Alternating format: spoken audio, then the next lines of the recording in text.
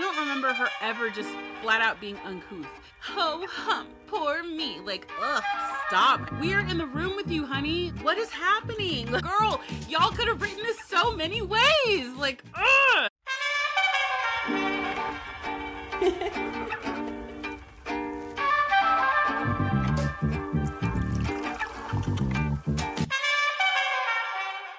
Hey guys, welcome back to Forties Unfiltered, where I, Brandy Lynn, process my midlife crisis out loud in real time because therapy is only an hour and that is simply not enough. Oh man, you guys, I gotta pour myself a cup of coffee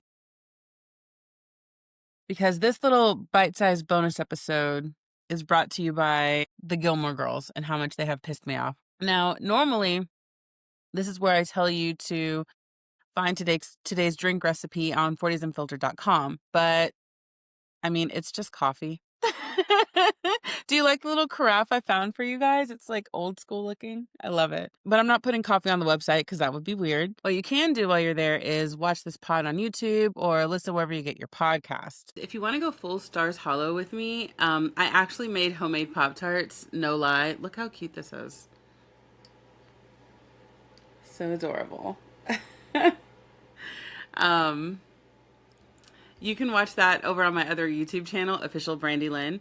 The link's in the website, but also I'll put it down in the show notes for you. It's so delicious. It's an apple cider donut Pop-Tart with like a sweet frosting and flaky sea salt on the top, like just a kiss of it. Oh my God, it's so good. That is literally the fourth one I've had and I just made them yesterday.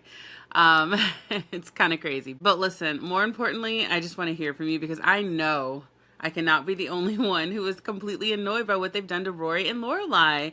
So email me or leave me a voice note and tell me your take on this hot mess. And who knows, you might end up on the next episode. At this point, I think we can all agree that the calendar isn't winter, spring, summer, and fall anymore. It's more like winter, spring, summer, and Gilmore Girls season. Clearly, this is a Gen Z influence name change because they've abducted our millennial childhoods through streaming. But honestly, I'm cool with it because the Gilmore Girls is actually a really good show. And I remember being 16 when it first aired and watching it live week after week. It was like someone had taken all of my teenage hopes and dreams and like put them on a TV screen. It was pretty dope. This was back when Michigan J. Frog was running things over at the WB network. And listen, homie was doing the damn thing because the WB was like the epicenter for teenage coming of age stories. We had like Buffy the Vampire Slayer, Dawson's Creek, Charmed, Felicity, and I still remember exactly where I was when she cut her hair off, which crazy.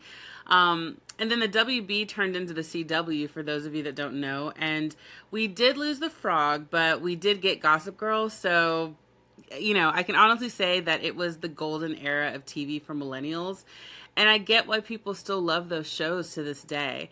But the Gilmore Girls specifically has had a serious explosion of popularity in recent years. And because everybody has been making such a fuss about it, I finally decided to go back and watch it. I was hooked immediately. It was as though I'd never seen it before, which is great because it'd been so long, I'd forgotten so much. It was good to go back and refresh. But it was just really fun feeling all the emotions that I felt when I first saw the show up 10 years ago. And like, I mean, oh my God, it was great. I completely understand why everybody loves it.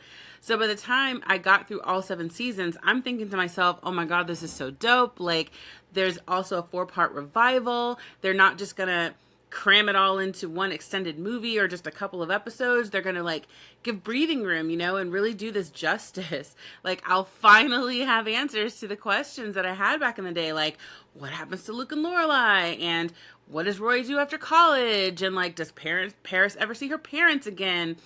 Does Jess get a happily ever after? Is Miss Patty still the town hussy? Like, does Lane ever get a real storyline? Like, I'm telling you, I was so hyped. Because there's nothing better than like finding a series or rediscovering a series after it's totally in its completion, and then getting to see how it actually ends. So here I am, all excited, ready to go. I click start on episode 1 of the 4-part series, A Year in the Life. And from the opening scene, it's a literal record scratch. Like, I wasn't just disappointed as a fan, it was totally disorienting as a woman in her 40s. Like, again, I'm not some outsider just watching from nostalgia. Like, I grew up with these women, you know? When the original show aired, I was around Rory's age. And now, watching the revival, I'm basically Lorelai's age. And seeing how they wrote both of those characters at this stage of life, it's super unsettling. So let me start with a couple of general notes. First of all, the show is just not good. Like, I mean, it's just not good. It doesn't feel right. I mean, I know that we're all in 4K now, but it doesn't look right. The whole thing is just wrong. It seems like they tried to write the same cadence that they used to with the dialogue, but the rhythm was totally off. It's like, in order for it to work, people have to kind of step on the last, like, the very last syllable of the very last word that the first person says. And it just felt like, it didn't feel like they were ping-ponging back and forth. It felt just off. I don't know. Like, I read somewhere that Lauren Graham, who's the actress that plays Lorelai, that she said that it took a couple of episodes for everyone to find their groove again, but I'm sorry. Like, everyone else was acting circles around them. Like, you know, Luke, Paris, Kirk, Lane, what's that guy's name? The not the mayor, but the guy that's in charge of everything. I forget his name. Like, everybody was, it's like they never left. They never missed a beat. They fell right back in line. And Lorelai and Rory were just like, I mean, it was just flat. And then when you compare, like, how everybody else around them is, like, so sharp and grounded and alive, it was very off-putting. What made me most frustrated about this first episode, and then every subsequent episode, they aged the hell out of Lorelai Gilmore. And I'm not, like, it makes absolutely no sense. Like, Lauren Graham looks phenomenal today, right now. Like, as we sit here, she's 10 years older now than she was when she filmed the revival. And somehow she looks younger now. Like, she just was at the 2025 Emmys and looked flawless. And then I saw her on the Call Her Daddy podcast, and she was very casual, minimal makeup, looked gorgeous. So, like, how do you manage to take a woman that is that naturally stunning and make her look so matronly? Part of Lorelai Gilmore's distinct features were her eyes. Her eyes were, like, huge and sparkly blue, and they were just, like, striking with her dark hair. Like, now, her character wasn't defined by her beauty, but her beauty was a defining part of her character. And it's like they went out of their way to make her look like drab and old with these unflattering highlights. Like, her features were totally washed out. Her clothes were crazy looking. It was insane. Lorelai may have lived in a small town, but she was never a small town personality. Like, she always had flair. She always had taste. And now she looks like she's been shopping at the clearance rack at Kohl's. Like, nothing against Kohl's, but, like, that was not Lorelai. I mean, she would sooner make something than buy something that looks crappy. Do you know? This woman was dressed better as a broke single mom than she does now as a successful business owner. Like, it's crazy. It just bothers me so greatly because Lorelai is middle-aged. And so what are we saying? That if you get married and turn 40, somehow your light dims? That somehow you just fade into the background and become a supporting character to everyone else? Like, absolutely not. Lorelai's life isn't perfect, but okay, explain to me what's happened to her in her life that she should look so damn worn down. Like, the last time we saw her, she had reunited with the love of her life. Her only child graduated from a distinguished university, and she had just started a business that she had been dreaming of owning her entire life. You're telling me that that woman has more money than she's ever had, more love than she's ever had, and less responsibility in terms of raising her child than she's ever had. And she looks like she's got the weight of the world on her shoulders. No, something's not right about that. I mean, I joke about being old all the time, but I don't really believe in any of that nonsense. Like, 40 isn't old, especially not for someone who became a mom at 16. Women like that tend to stay youthful. You know, you can see it in real life. Mothers who raise children, or specifically like a daughter, end up looking close in age once the kid grows up. It's uncanny but true. We see it all over on social media. How many times do you see those posts where it's like, one of them's the mom, one of them's the daughter, which one do you think it is? Like, that would be Lorelai and Rory. Like, it's insane that they would do this. Even at, I think she's 48 in the series, it just makes no sense. So where's the person on set that says, hey, wait a second, she doesn't look like herself. Like, she doesn't even look like us. Like, it's crazy. I wasn't expecting like a runway model, but we could go to the grocery store right now and see like women in like Zara, Anthropologie, Reformation, like effortless, modern, current, alive. But instead they give us this like early 90s Lifetime movie wardrobe. Like, she's the best friend in someone else's story. Like, it's so bad. I can't. Adversely, Rory looks stunning, which made it even crazier looking. And it really does matter. I know it sounds shallow, but it's not. Styling tells us how the show values the women on the show. And I'm sorry, but A Year in the Life is basically saying middle-aged women are meant to look washed up and out of sync with the times. Absolutely not. Absolutely not.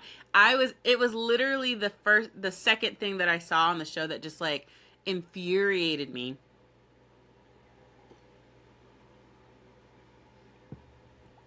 But another striking thing about this whole episode is Rory.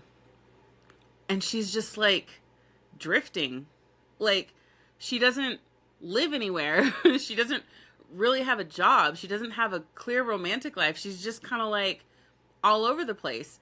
And that's so unlike her. And they had this recurring joke about Rory having a boyfriend that she kept forgetting about. And it was just completely unnecessary and distracting.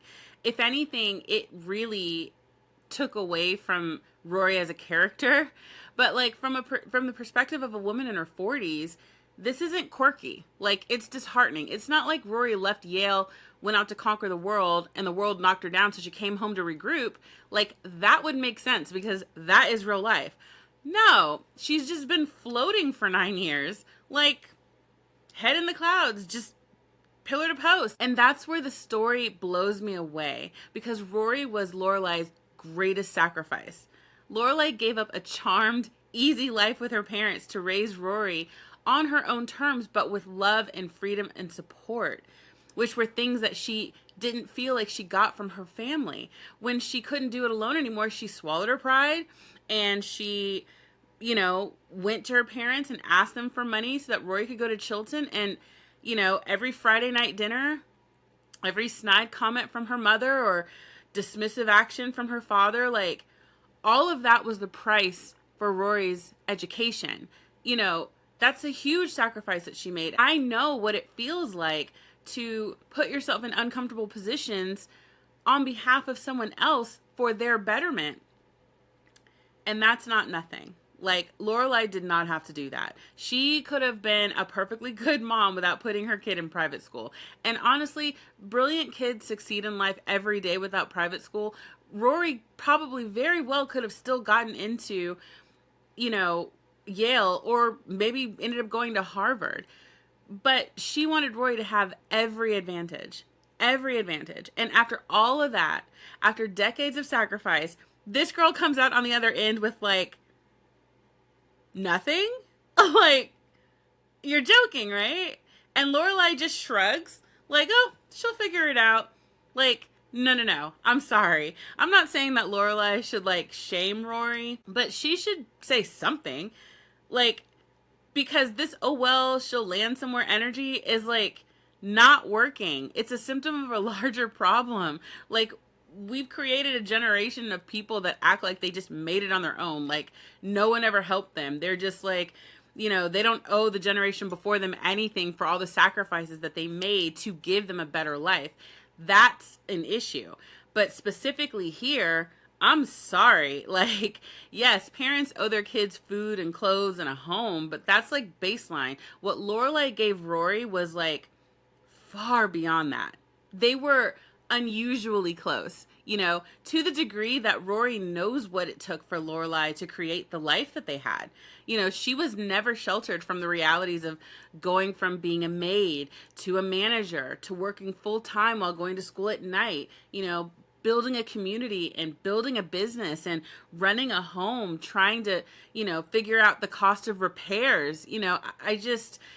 Rory was right there for all of it. So to watch her, the product of all that sacrifice, spend 9 years writing one article and then drifting all over the place with no sense or purpose, like, it's almost insulting. Like, not just to Lorelai, but to like every woman who's ever put her own dreams on pause for her kid's future.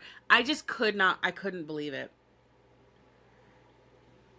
And really, it's like the height of privilege to have a mother who fought her way out of nothing for you, who gave you access, education, endless support, to have filthy rich grandparents with legacy and social standing and a trust fund, and then you treat all of that like, a safety net you can fall back on whenever you get bored. Like, and the fact that Lorelai just lets it slide, I just can't, like, that she doesn't sit her down and be like, hey girl, like, enough is enough. Like, you need a plan. Like, what are we going to do here? I just can't.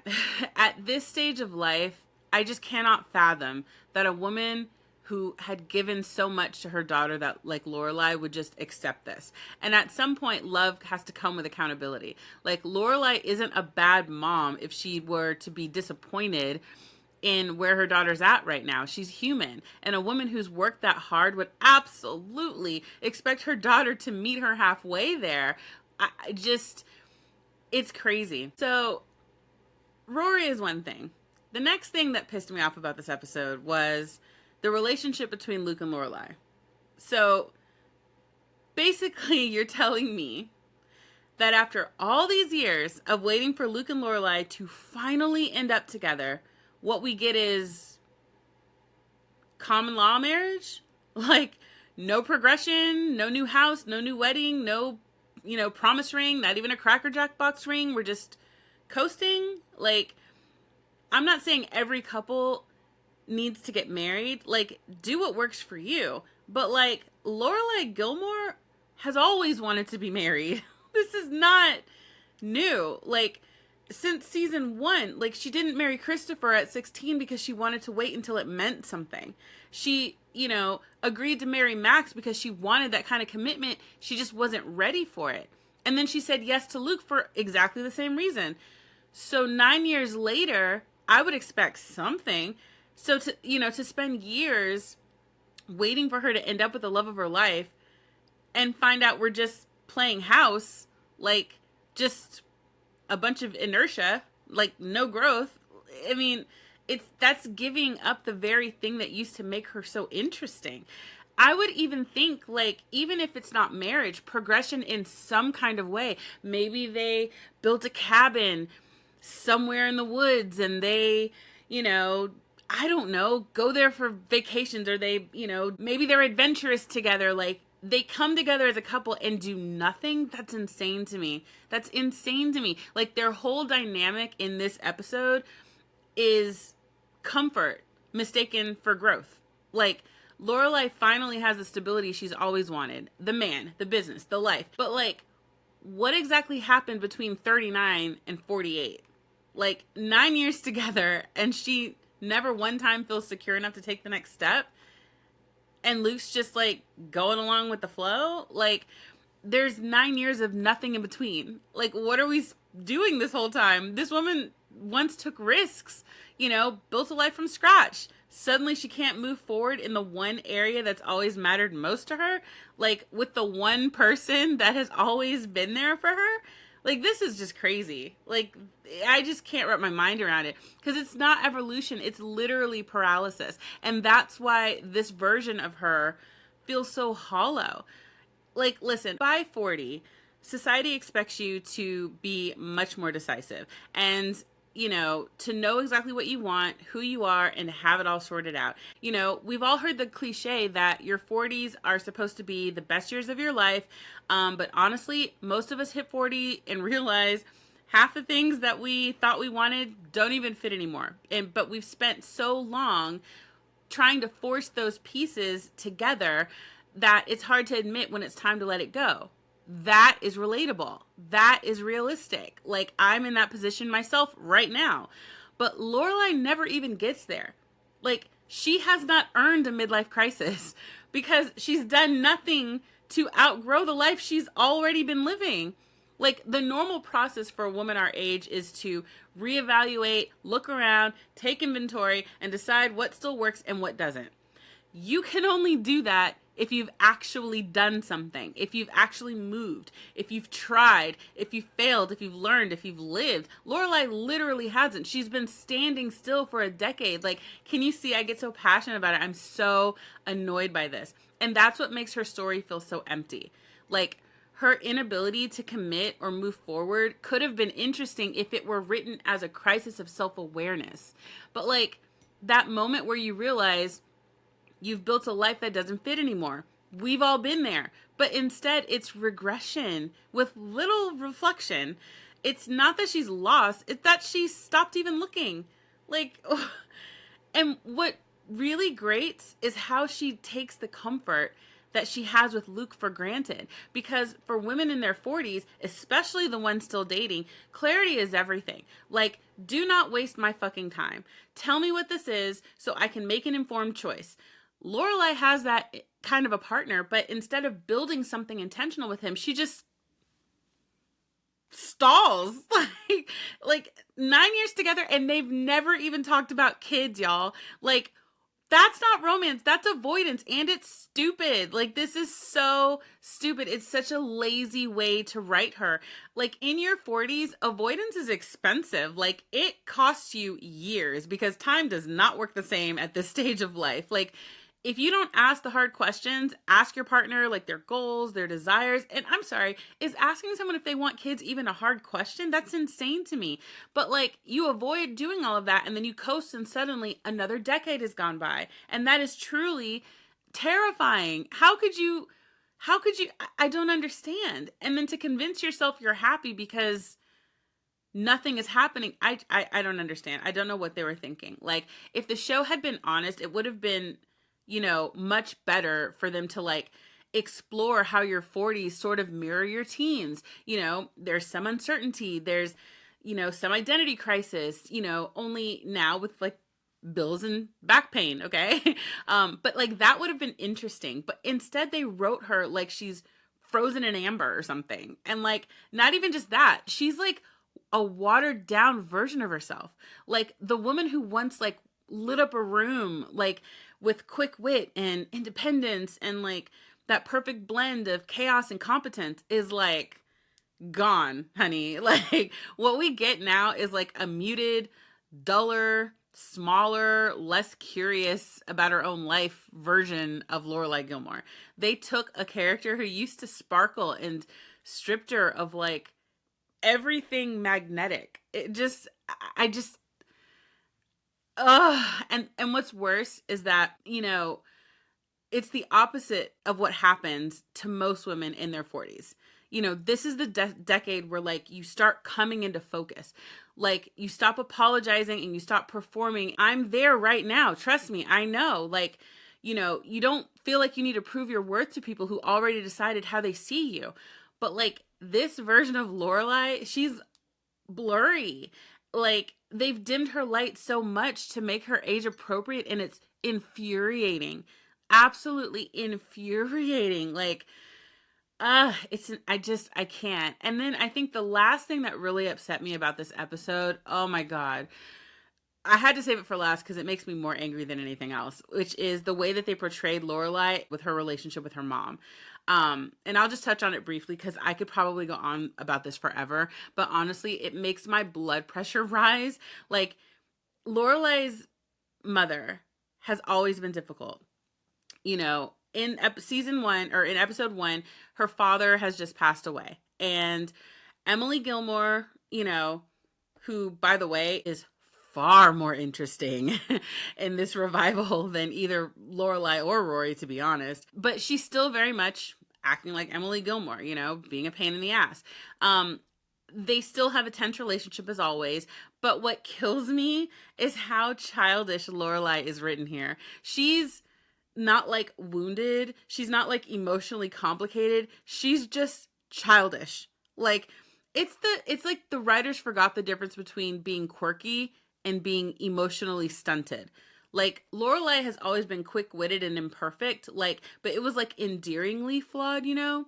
But now she's like slouching on couches and pouting and deflecting and mumbling during, you know, conversations and oh, like that. Like, girl, she's literally acting like a petulant teenager. Like, girl, you're pushing 50. Like, what? Your mother didn't suddenly become a pain in the ass last week. Like, you've been doing this for a while. Like, are we moving forward, or are you just gonna sit here in the same emotional loop forever? Or are you just gonna cut her off? What are you gonna do, girl? Because even if you're still trying to figure it out, this, like, ho hum, poor me. Like, ugh, stop. I can't.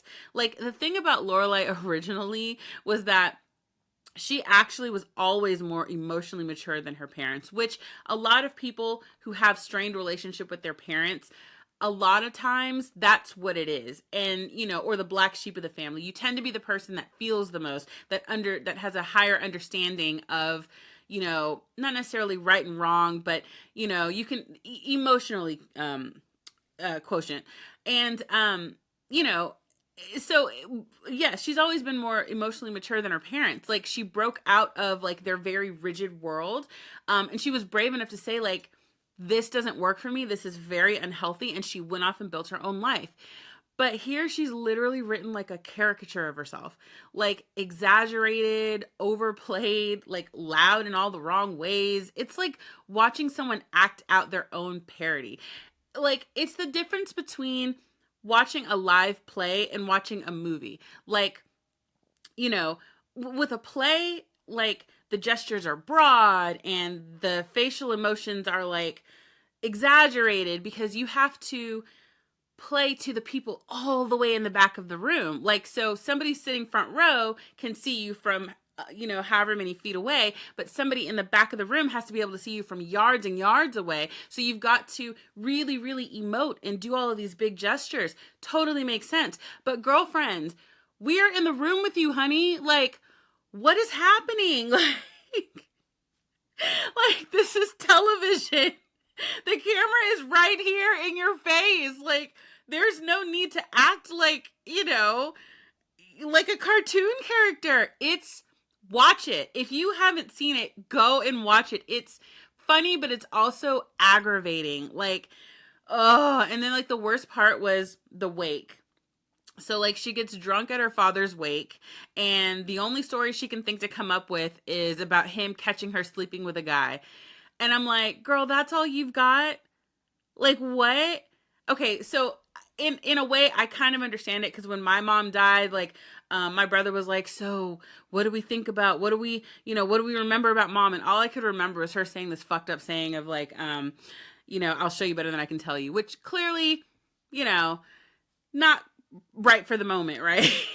But it was, you know, but there's so many other crazy things so my point is, I get that literally sometimes during grief, like, you're not as sharp or fresh, but like, you're also 48. Like, you're telling me decades of a complicated history with this man, and, you know, you can't think of anything. Like, I'm not saying it would have been better if she would have just said, Mom, I can't right now, and like dramatically left the room, or just like pretended to be asleep, or, you know, they could have written that so many other ways, which would have been true to Lorelai. Maybe she could have been wrestling with how she felt about her dad, how they didn't have a good relationship, and, you know, she feels like you know, he's gone, but she doesn't know what to do with those emotions, and she doesn't want to sit here and pretend like they were so close. Like, girl, y'all could have written this so many ways. Like, because the Lorelai that I know, okay, and let me simmer down. I told you it makes me so angry. The Lorelai that we watched for 7 seasons would have shown up awkwardly. Yes, totally. But she would have had heart, and she would have had some couth. Do you know what I'm saying? Like, I don't remember her ever just flat out being uncouth. Like, they wrote her to be quirky and awkward, but never to be like, I mean, at the end of the day, we all have that person in our family that's like a little offbeat. So she might not always be like perfect when she should be, but like she did grow up in the world of the upper crust. Like, girl, you got knocked up at 16. By the time you're 16, like, the way to behave is pretty much baked in. So what in the hell was this? She, you know, originally would have said something like honest, maybe even raw, even if it's not something that her mother wanted to hear. You know, she probably would have like acknowledged who her father was and who she was, and kind of like something about their dynamic. Like, she might have cracked a joke that her mother hated, but like would have been honest, but it would have been grounded. This version of her just like isn't. Like, oh my God, my heart. I get so upset about this because I strongly feel, which is the whole reason why I'm even doing this episode, that is not what middle age looks like. That will not be what middle age looks like for me. That is not what middle age looks like for any woman that I've ever met. Nobody. Like, I don't even know who wrote this, what they were thinking, what direction they got, but it's crap. And if they're gonna, you know, they left the series open-ended. If they're gonna do more, they need to come with it. They need to scrap all the writers, everybody that was there before, and they need to start over. Because it was horrible. It was horrible. Like, what they did to Lorelai and Rory, but specifically Lorelai, was just horrible. You know, Gilmore Girls always sold us on this idea of the perfect mother-daughter relationship, a friendship, you know, the witty coffee-fueled duo who could out-talk and like out-love anyone. And at the end of the day, part of what made them so funny, part of them made them so witty, was their level of maturity and their level of empathy and introspection. But watching this show back in my 40s, like, I just see all the cracks, you know. Real love, even if it's between mothers and daughters, it has boundaries. Like, love gets tired. It gets resentful sometimes. It hurts sometimes, but it's still love. Just the kind that forces you to, you know, keep showing up without losing yourself in the process. And that's what middle age really, really does for you. It holds up a mirror. And when I was younger, sure, I wanted to be Rory. But now, Lorelai is not at all who I thought she was. Like, not, at least not this version of her. You know, the one that they handed us in A Year in the Life isn't Lorelai Gilmore. She doesn't look like herself. She doesn't sound like herself. You know, and she sure as hell doesn't live like the woman we watched fight her way through 7 seasons. It's just, it's a shame, honestly. Both of them, Rory and Lorelai, have absolutely regressed. Like, they very much have gone backwards. And that's not profound. That's just lazy writing. So listen, no, I don't have some neat little lesson here. There's no like cozy wrap up because, like, you know, we're not sitting here talking about growth and self-discovery. Like, this revival show is not growth at all. It's absolutely unrealistic. It's tone deaf. You know, it's not what a woman in her 40s looks like after decades of hard work and sacrifice. I'm sorry. And I hate that because women like Lorelai, women like us, we deserve better representation than this. What are your thoughts about it? Email me, leave me a voice note at fortiesunfiltered.com because I cannot be the only person who is completely turned off by this. And if you want to hear what I have to say about episode 2, click over to the next video. I am not done ranting yet.